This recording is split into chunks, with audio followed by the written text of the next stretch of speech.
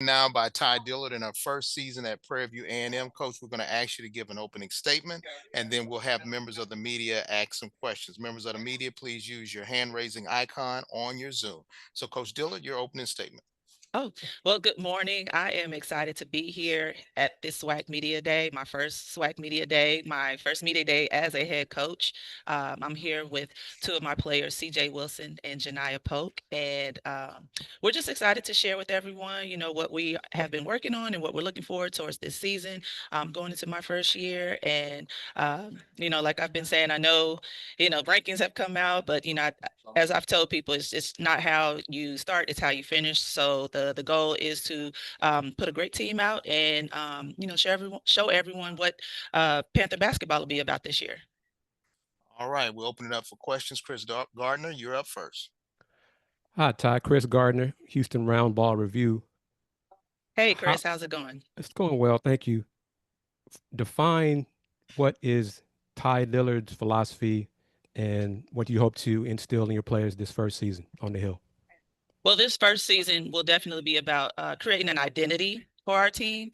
And by that, me and my staff have had to really instill, discipline, consistency, accountability, and being competitive. And so with this team, the one thing that we're always going to look for and what I'm looking for in my players is just being competitive, being coachable. The style that we'll play will be a style that is fun for the players. They can be creative and play their game on both ends. And so for us to really achieve that, though, we really had to set a foundation of discipline, consistency, accountability, and competitiveness.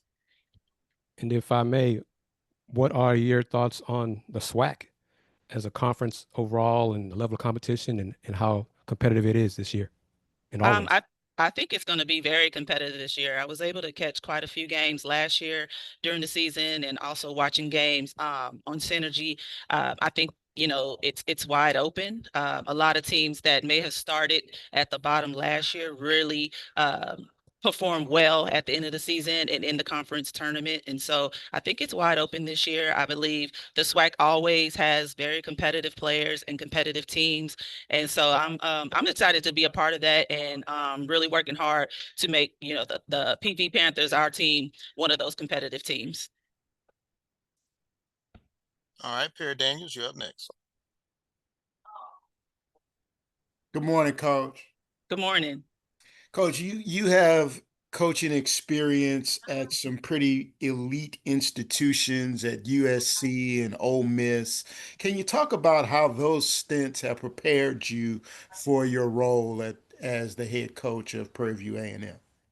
Yeah, at those stops and those opportunities that I had, I really got to see, different levels of intense competition. And it's just intense night in and night out. And so each practice, each moment that you had on the court, you really had to bring it. And so working with players like that, that's something that I definitely want to transfer over to other players that I'm beginning to coach as well. But, in the Pac-12 and in the SEC, it was a dogfight every night. And so that's, to be prepared for those evenings and those games, you have to bring it in practice. And so that's one thing that we will strive to instill in our players here at Prairie View. And Coach, can you talk about the NCAA championship form that you participated in, the program? Can you talk Yes. about that and how that has helped you? Yeah, it was a great opportunity for me. 2 summers ago, I went to Indianapolis, and John Oliver really put together a small, intimate group of coaches that had, a good amount of years coaching at the assistant level. And so, with those 2.5, 3 days, it was kind of like an intense workshop of helping us prepare for that step to win head coaching opportunities. Become available to us. And it was, not so much as, X's and O's, but it was more about, learning how to pick an agent, preparing yourself by putting information together that you may, get tips on, or, something may open up, but just making sure that you're prepared and you have enough knowledge and information on different schools so that if a call does come, you're prepared and ready to answer any questions that they have. So it was really an intense 3 days of preparation for the steps in becoming a head coach. So again, not so much X's and O's, but just those other things, agents and working with staffs, picking staffs, working on scheduling, building your contract, negotiating your contract.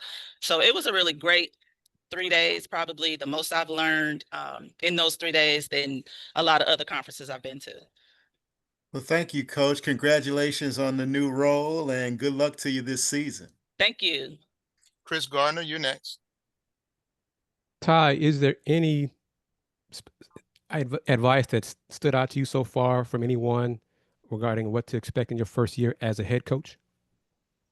I think the biggest thing is just, for me, just, putting my stamp on things, making sure that, what I want is what is taking place. And just not to think and not to try to overdo, because there's so many things that you're having to do as a head coach that you don't realize head coaches do as an assistant.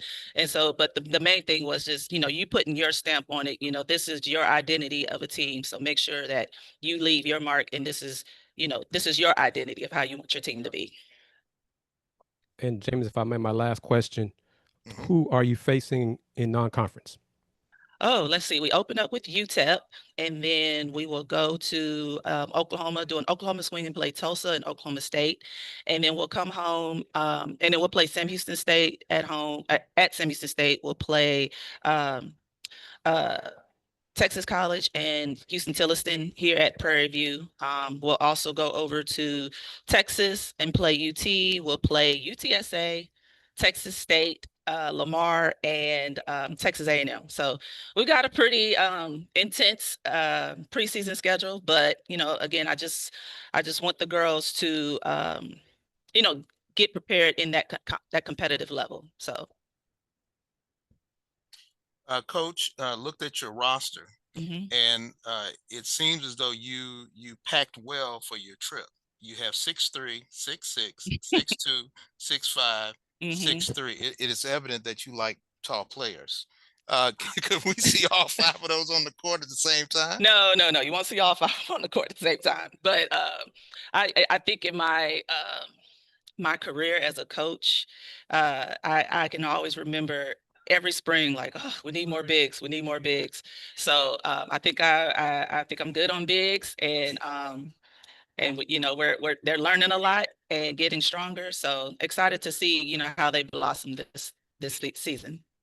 Does that mean that offensively you're going to try to play inside out with all of those players that you have with such height? Yeah, we are looking at some horns looks. We are looking at some 4-around-1. But I've got some really good guards that can create, and so there will be some outside in, and just each person is going to be able to kind of create for themselves. But we'll see once the games start. You can put something in practice, and then once that competition hits, sometimes you may have to reevaluate and see. So we'll see once we start playing some games. All right, Pear Daniels, you're up. Coach, you are replacing a conference legend Hmm. as the head coach at Prairie View A&M in Sandy Pugh. Hmm. Can you talk about stepping into those shoes?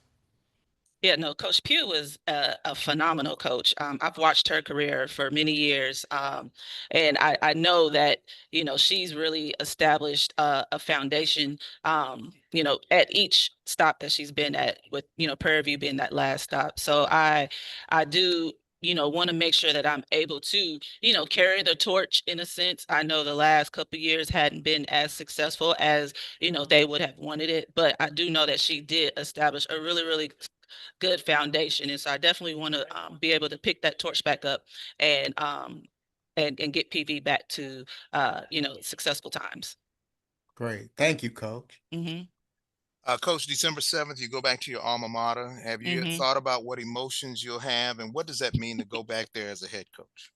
Well, this will be my first time playing going into the Moody Center, and so I'm excited to see everyone. But it'll be a game, and so I want the girls to come out confident and just ready to play, and not too enamored with the name and all the lights that they'll see, but.